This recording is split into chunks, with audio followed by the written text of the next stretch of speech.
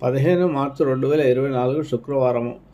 ఈరోజు ప్రయాణానికి వారసుల్లో పడమర వారసులు అవుతుంది కాబట్టి పడమర వైపు ప్రయాణం చేయకూడదు. పడమర వైపు ప్రయాణం చేయాలంటే మీరు ముందుగా ఉత్తరం వైపు వెళ్ళి పనులు చూసుకొని ఆ తర్వాత పడమర వైపు వెళ్ళి పనులు చేసుకుని ఆ పనులు సానుకూల. ఎందుకంటే ఉత్తరం వైపు శుక్రవారం రోజు ఇవన్నీ పనులు ఉంటే వెళ్తే ద్రవ్యలాభం ధనలాభం కలుగుతుంది కాబట్టి ఉత్తరం వైపు వెళ్ళి పనులు చేసుకొని ఆ తర్వాత దక్షిణం పడమర వైపు వెళ్ళి పనులు చేసుకోండి. దానివల్ల సానుకూలత ఏర్పడుతుంది. ఈరోజు శుక్రవారం కాబట్టి లక్ష్మీ అష్టోత్తర రతనామ స్తోత్రం కానీ కనక స్తోత్రం కానీ లక్ష్మీ అష్టోత్తరం కానీ పారాయణ చేసుకోండి.